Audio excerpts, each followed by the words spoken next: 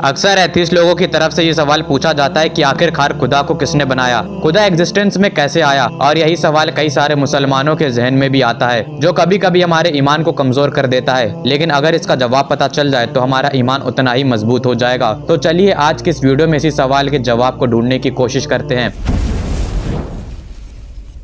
पहले तो आप ये कंसेप्ट क्लियर कर लें कि खुदा कहीं से नहीं आया है, खुदा पहले से ही मौजूद था। आइए अब इसे मैथमेटिकली साबित करते हैं। ये बात याद रखें कि जो यूनिवर्सल ट्रूथ एस्टेब्लिश हो चुके हैं, जो वजूद में आ चुके हैं, उन्हें बदला नहीं जा सकता। जैसे कि यूनिवर्सल ट्रूथ ये है कि 2 + 2 = 4 है, और अगर कोई इसे 5 या 3 बनाने की कोशिश करे तो ये मुमकिन नहीं है। और इसी तरीके से ये चीज भी एस्टेब्लिश हो चुकी है, ये कायनात हमेशा से मौजूद नहीं थी। पिछली कुछ सदियों में 17वीं और 18वीं शताब्दी में ये माना जाता था कि ये पूरी कायनात हमेशा से थी और ऐसे ही चल रही है। लेकिन वक्त के साथ साथ ये नजरिया भी मर गया। हम जिस जमाने में जी रहे हैं वो जमाना बिग बैंग थ्योरी का है। जब हबल ने अपने टेलीस्कोप के जरिए देखा तो उन्होंने बताया कि ये जो आसमान में जितने भी सितारे मौजूद हैं, जितने भी प्लैनेट्स, जो भी गैलेक्सीज हैं, वो एक दूसरे से दूर जा रही हैं। और उसके लिए उन्होंने स्पेक्ट्रम को ड्रॉ किया। इसके बाद वो इस नतीजे पर पहुंचे कि अगर ये एक दूसरे से दूर जा रही हैं और अगर वक्त में पीछे जाया जाए तो एक वक्त ऐसा आएगा कि ये सारी चीजें एक जगह से शुरू हुई थी। यानी कि आप इसे इस तरह से देख सकते हैं कि अगर आपने अपने हाथ में कुछ गेंदें पकड़ी हुई हैं और आप उन्हें फेंकते हैं तो ये गेंदें एक दूसरे से अलग जाएंगी। और एक यूनिवर्सल ट्रूथ है जहाँ से ये सारी गेंदें शुरू हुई थी। अगर हम वक्त में पीछे जाएं और ऐसी जगह पर पहुंच जाएं जहाँ से ये सारी चीजें शुरू हुई थी, तो साइंस हमें बताती है कि एक ऐसा पॉइंट था जिसमें इनफिनाइट डेंसिटी मौजूद थी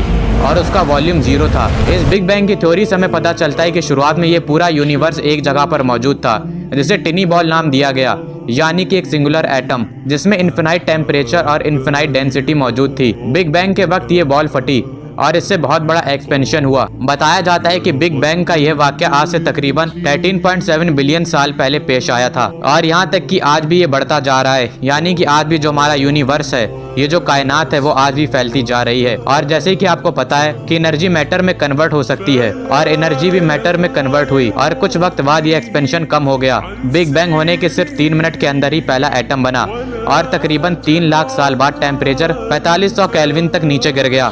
साइंस हमें बताती है कि जब ये बिग बैंग हुआ था उस वक्त 1 सेकंड के बाद अगर 1 सेकंड के ट्रिलियन हिस्से भी कर दिए जाएं और उसमें जरा सा भी डिस्टरबेंस आता तो हमारी ये कायनात कभी भी वजूद में ना आ पाती। क्या आपको लग रहा है कि हमारा आना, इस कायनात का बनना एक इत्तेफाक हो सकता है? बिल्कुल भी नहीं। और इसी चीज के बाद से ये माना जाता है कि ये कायनात हमेशा से मौजूद नहीं थी। और इसी चीज के बाद ये जो माना जाता था कि ये कायनात हमेशा से मौजूद थी, ये थ्योरी भी खत्म कर दी गई और बिग बैंग थ्योरी स्टैब्लिश हो गई। और इससे पता चला कि ये कायनात और ये इंसान जो पैदा हुए हैं, ये हमेशा से मौजूद नहीं थे। और साइंस ने हमें बताया कि ये क्रिएशन हुई है, ये कायनात हमेशा से वजूद में नहीं थी, ये वजूद में आई है। अब आइए इस चीज पर बात करते हैं कि इस कायनात का, इस पूरी क्रिएशन का कोई क्रिएटर है या नहीं है। आप इस बात पर ध्यान दें कि मैथमेटिकली ये प्रूफ हो चुका है कि कोई भी चीज एक ऑर्गेनाइज तरीके से चल रही है तो उसके पीछे कोई ना कोई ब्रेन जरूर होगा। जैसे कि हमारी अर्थ सूरज के इर्द गिर्द घूमती है, ये एक ऑर्गेनाइज तरीका है। फिजिक्स का दूसरा लॉ ऑफ थर्मोडायनेमिक्स ये कहता है कि एंट्रोपी या तो कांस्टेंट रहती है या फिर इंक्रीज होती है। आप इसे इस तरह से समझें कि अगर कहीं पर किसी जगह पर धमाका हो जाए तो उस जगह पर मौजूद जितनी भी चीजें हैं वो इधर उधर बिखर जाएंगी और फिर इसके बाद दुनिया का कोई भी धमाका उन सारी चीजों को फिर से पहले जैसी हालत में अरेंज नहीं कर सकता जिस हालत में वो पहले मौजूद थी, और इसी चीज को एंट्रोपी कहते हैं। हाँ, लेकिन धमाके के बाद उन सारी चीजों को एक साथ लाया जा सकता है अगर उसमें एफर्ट लगाया जाए, उसमें दिमाग लगाया जाए। उस बिल्डिंग को दोबारा तामीर किया जा सकता है जो धमाके के बाद इधर उधर फैल चुकी थी। अब आप ध्यान दें कि अगर इन सारी चीजों को वापस लाया जाएगा तो इसमें एक दिमाग लगेगा। यानी कि नतीजा ये निकल कर आता है कि ऑर्डर बनाने के लिए ब्रेन चाहिए होता है और डिसऑर्डर बनाने के लिए कोई भी ब्रेन की जरूरत नहीं होती। और अगर डिसऑर्डर को फिर से ऑर्डर में चेंज करना हो तो उसमें भी एक दिमाग की जरूरत पड़ेगी। और अब आप सोचें जरा कि ये कौन सा डिसऑर्डर है, ये कौन सा बिग बैंग है, कितना बड़ा धमाका हुआ और फिर इसके बाद इतना बड़ा ऑर्डर आ गया। हमारी इस दुनिया में 2 मिलियन से ज्यादा स्पीशीज मौजूद हैं सिर्फ हमारी इस दुनिया में। अगर आप एक स्पीशीज पर भी रिसर्च करना शुरू करेंगे तो आपकी पूरी जिंदगी निकल जाएगी, उसमें इतनी क्वालिटीज मौजूद हैं। यानी कि ये बात निकल कर आई कि एक्सप्लोजन के बाद, इस धमाके के बाद जो ये सारी चीजें फिर से ऑर्डर में आई हैं, उनके पीछे कोई ना कोई जरूर मौजूद था, उनको ऑर्डर में लाने वाला कोई ना कोई जरूर मौजूद था। किसी के बगैर ये चीज ऑर्डर में आ ही नहीं सकती है। ये कोई इत्तेफाक नहीं हो सकता है कि हम आज इस दुनिया में जी रहे हैं। फ्रेड हॉयल जो कि एक इंग्लिश एस्ट्रोनॉमर था और एक फिलोसफर था, उन्होंने कहा कि इंसान का बन जाना खुद ब खुद वो इसी तरीके का फिनोमिना है कि जैसे कि कोई शख्स ये कहे कि तूफान आया, आप टोर्नेडो मान सकते हैं, और वह टोर्नेडो चला और उसने कूड़े कबाड़ का मटेरियल उठाया और उससे एक बोइंग 747 तैयार कर दिया। ये चीज़ दुनिया का कोई पागल और बेवकूफ़ इंसान भी मानने को तैयार नहीं होगा। और वो कहते हैं कि इससे कहीं ज़्यादा कॉम्प्लेक्स इंसान है, और कहा जाए कि इंसान बिना किसी के बने बन गया तो ये बेवकूफ़ी होगी। लेकिन अब यहाँ पर सवाल आता है कि हमारी बॉडी जो इतनी कॉम्प्लेक्स है, जो किसी के बनाए बगैर नहीं बन सकती, तो उसे बनाने वाला कितना कॉम्प्लेक्स होगा। रिचर्ड डॉकिंस कहते हैं कि इंसान जो इतना कॉम्प्लेक्स है, जो किसी के बनाए बगैर नहीं बन सकता, तो उसे बनाने वाला क्रिएटर का भी कोई क्रिएटर होना चाहिए। लेकिन अब इस बात का जवाब इस तरीके से दिया जाएगा कि अगर किसी क्रिएटर ने हमें बनाने वाले क्रिएटर को बनाया है तो वो हमारे क्रिएटर से भी ज़्यादा कॉम्प्लेक्स होगा, यानी कि फिर उसको भी बनाने वाला कोई ना कोई ज़रूर मौजूद होगा।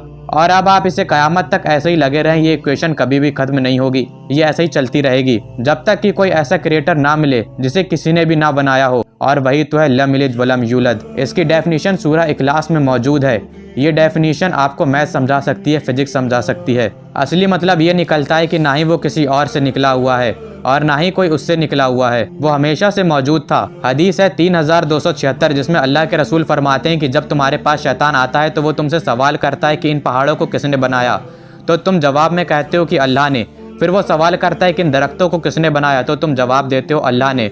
और आखिर में वो सवाल पूछता है कि फिर अल्लाह को किसने बनाया, तो इस पर तुम्हें कहना है कुल हुवल्लाहु अहद, अल्लाहुस समद, लम यलिद वलम यूलद वलम यकुल लहू कुफुवन अहद।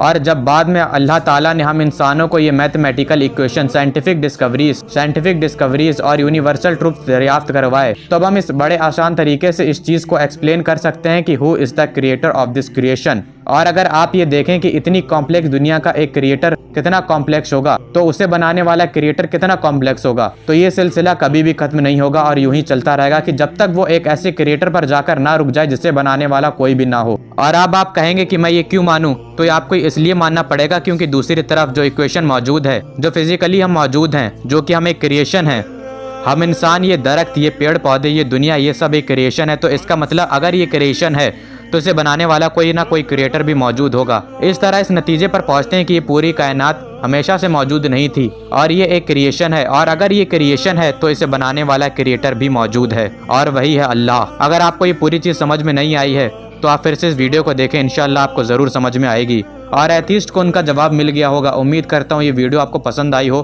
और इसी तरह की वीडियोस को देखने के लिए हमारे चैनल को सब्सक्राइब कर लें। जल्द मुलाकात होगी एक नई वीडियो में, तब तक के लिए अल्लाह हाफिज़।